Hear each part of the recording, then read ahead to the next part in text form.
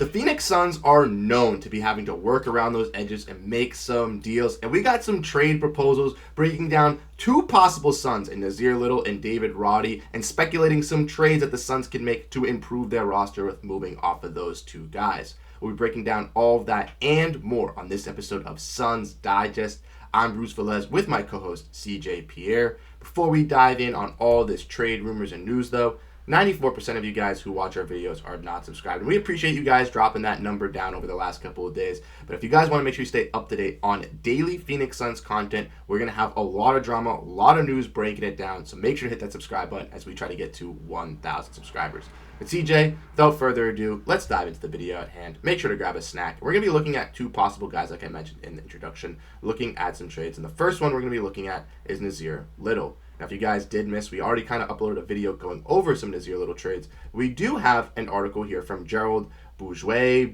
Drop it down in the comments how to pronounce his last name so I don't mess it up. But he says, as a second tax apron team, the Suns are limited to what they can do in trades, and they have 7 players under contract right now. So they're going to look at some trade scenarios for each of them, starting with 25 trades for Nassir Little and David Roddy. Now, obviously, we're not going to be going over all 25 trades here for you guys, but we and CJ looked at some of the ones that we liked and we thought were best. Now, Gerald does want to give a disclaimer before we go over this, that these trades are not what the Suns should or shouldn't do, but trades that rather fit the CBA and work around that contract restriction. So for all you guys coming at us saying that we're doing trades that don't work out, don't worry. These all fit in through those trade restrictions and will work out. But we got 3 Nassir Little trades and 2 David Roddy ones. So CJ, first off, let's start off with the trade that we like the most. The trade that the fans probably saw in the thumbnail. Looking at it is a Davion Mitchell for Nassir Little swap. Now, obviously, Nassir Little has that, inexperience in with a young player with the Kings. And Davion Mitchell kind of fell out of that point guard rotation with Keon Ellis really stepping up and taking that backup point guard role for the Kings.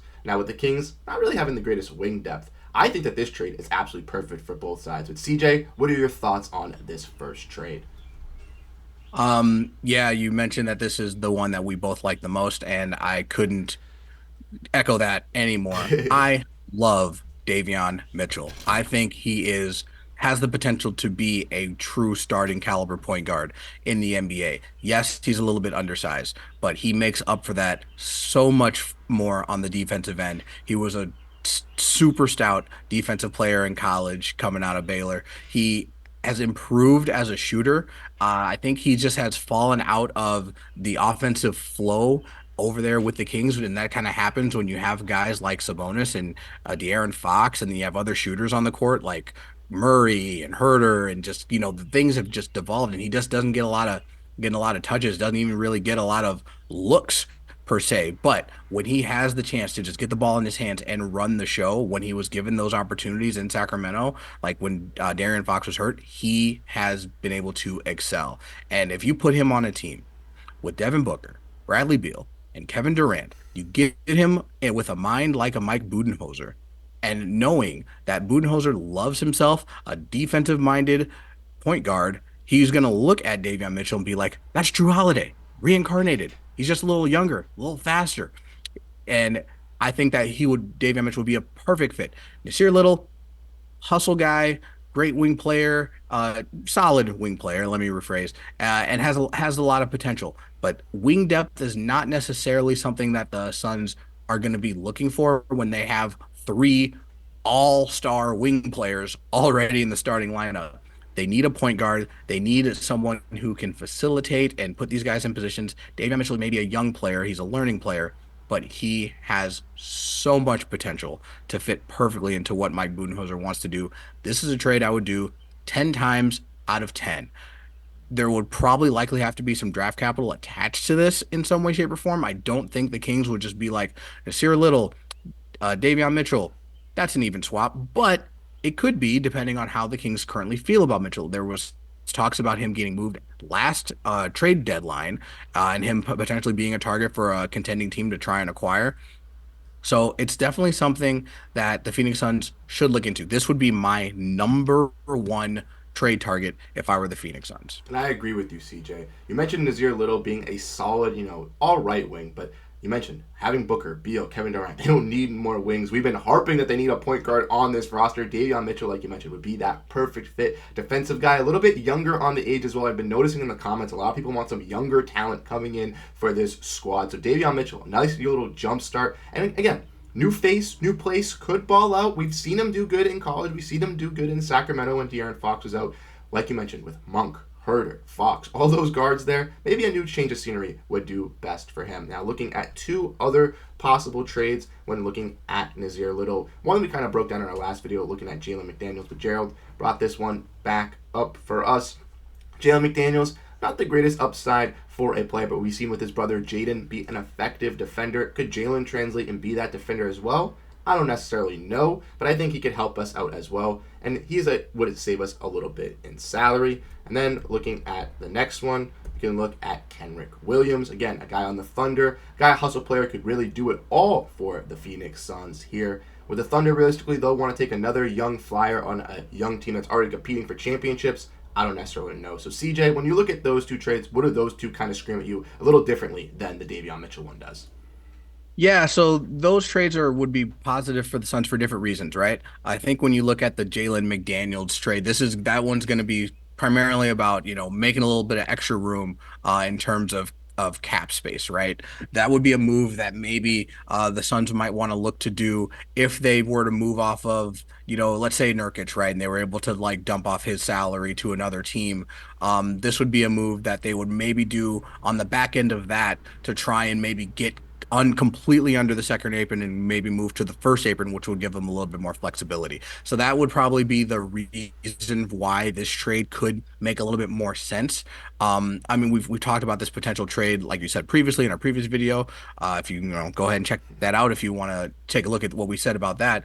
But Jalen McDaniels he's a solid player, but he's also a rotational piece. He's not the player that his brother is. He's not the defender. He's not the even really with the offensive game that his brother has. He's got a nose for the basketball. He's pretty smart in terms of like getting himself in some passing lanes, and he's tough. He's got a lot of grit to him. So that would be something that the Suns could use. I just don't know necessarily that would be as much of an improvement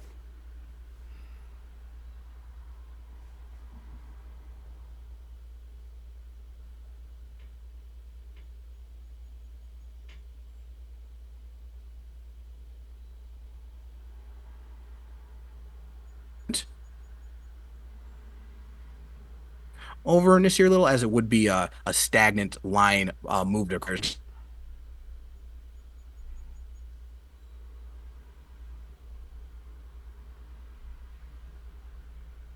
if they were to move off, may not necessarily provide the same return.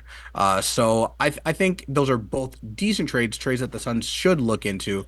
But I definitely like the Davion Mitchell trade, number one.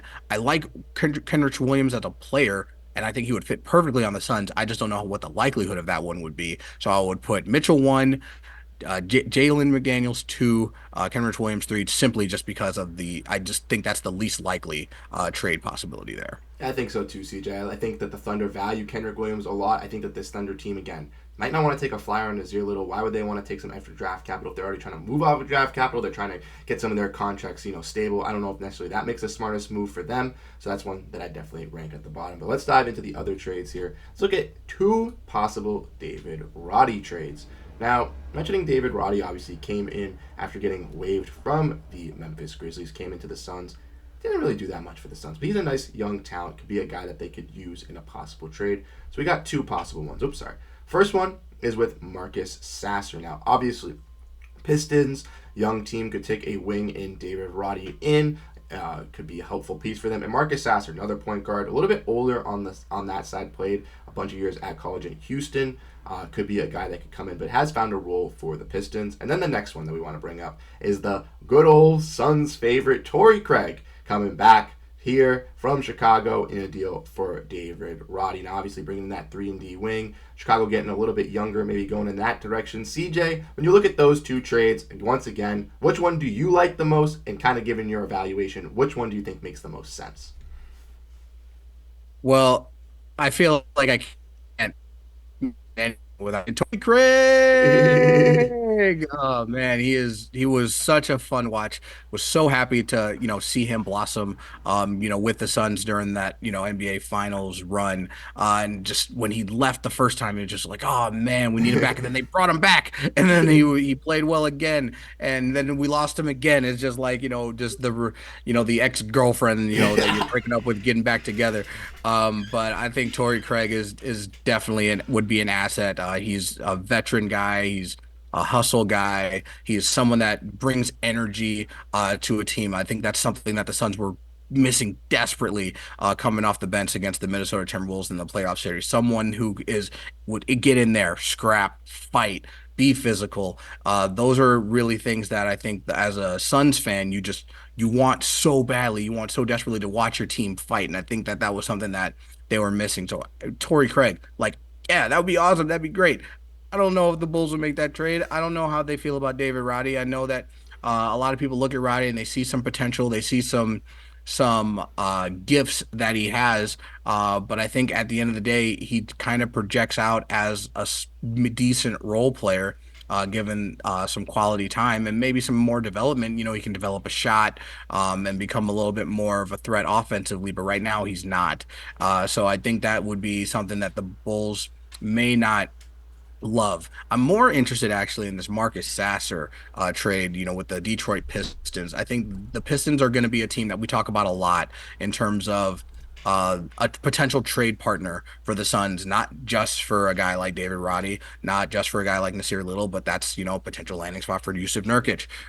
That's a potential landing spot for some of the player option guys that the Suns may not hold on to, like a Eric Gordon, like a Josh Okogie. The Pistons are going to be a landing spot for a lot of teams. Other teams who are dealing with second apron stuff are going to be calling Detroit like, hey, you guys want to take on this contract? But Marcus Sasser as a point guard, played college in Houston, played 4 years. An older player, even though he's young as far as NBA is concerned, in terms of his time in the league. But he is a player that I think the Suns could be interested in. He projects out as a a backup point guard. He's got a decent shot. He's not afraid to shoot. He definitely still needs to improve in that regard. But he's another facilitator. He's a solid defender. Again, a little undersized at certain points, but if the league keeps going small and we keep seeing more of these undersized point guards, you're not as undersized anymore. He's a willing defender and he's a willing passer, and I think that is would be very valuable to a team like the Phoenix Suns. And just his fearlessness is, he takes open shots. He doesn't shy away from big moments. I know the Pistons didn't really have a lot of big moments, but when they arose and or they came up and he played, he was definitely one of the players that played well. Like I made up a word there, a rove. Put that in the dictionary. So I think the Marcus Sasser trade would be definitely one that the Suns may want to look at more. Fills that point guard need that we're going to be talking about all the time. Point guard, point guard, point guard. And the other trade involving maybe possibly bringing in uh, Torrey uh, Craig. Torrey Craig. I don't see that as a possibility. Just because I don't think the Bulls are going to want to add a prospect like David Roddy. Now that may change depending on what they do draft wise. I know they're possibly talking about moving off of guys like Zach LaVine. Still, like there's once again he's in trade conversations. They may just want to blow it up, and then they may be want to find Torrey Craig a different home. So I guess that would depend on what the Bulls do, but I would rank this Sasser first, Torrey Craig after. So yeah, I kind of agree. I think the point guard need is definitely what the Suns need to be looking at. So kind of going on that Davion Mitchell, Marcus Sasser, those would be two key additions. And personally, CJ, I don't mind David Roddy. I don't mind Nassir Little, but looking at these trades, I think that all the guys that we mentioned would help out the Phoenix Suns in a better asset than the two guys already constructed. And that's what we want to see with this team. Going out and just making moves around the edges, getting a little better, finding those key players that can play those roles for the Phoenix Suns. I feel like that's how the NBA is kind of going in that direction. Finding guys that can play key roles and helping you win in that role. You don't need a guy to do it all for you. That's what Devin Booker's for. That's what Kevin Durant's for. These role players need to be able to help out and do what they need to do. Either score, rebound, defend, and you got to draft or find guys that do those key necessities. And then you just have guys that can fill in case there are more injuries that kind of come up. That was basically one of the biggest problems that the Suns had over the course of the regular season. Even though they almost made it to 50 wins, there were a lot of games that the big three didn't play together.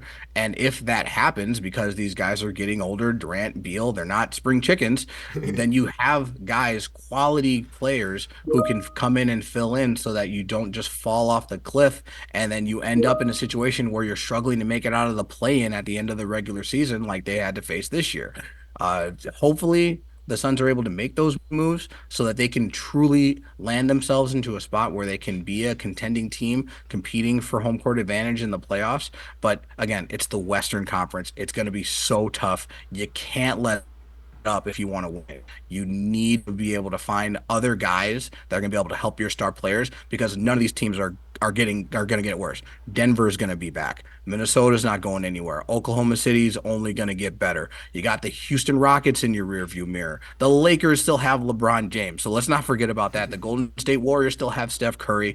The West is loaded. So if you're the Phoenix Suns, you looking at your roster, it didn't fit. The pieces didn't all fit. You need to explore every option, regardless of what the second apron is telling you. Exactly, and I totally agree with you, CJ. Like you just mentioned, the Western Conference is a gauntlet. We already saw that this season. The Suns were projected to be a top team in the Western Conference. They didn't live up to those expectations, but hopefully they can move some edges around, be a fully healthy squad with new head coach Mike Budenholzer. They can be one of those projected teams that they were last year, a top three team in the Western Conference, the Pacific Division possibly winner, and once again, the Suns fans can be rejoicing happily in the playoffs with home court advantage. So once again, guys, we want to appreciate you guys. Thank you so much for tuning into this episode as we broke down some possible David Roddy trades and possible Nassir Little trades to help out the Phoenix Suns.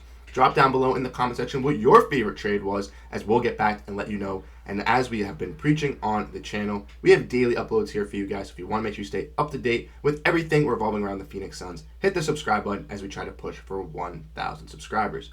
From your host, Bruce Veliz, and co-host, CJ Pierre, we'll be catching you guys in the next video. Peace out and go Phoenix Suns.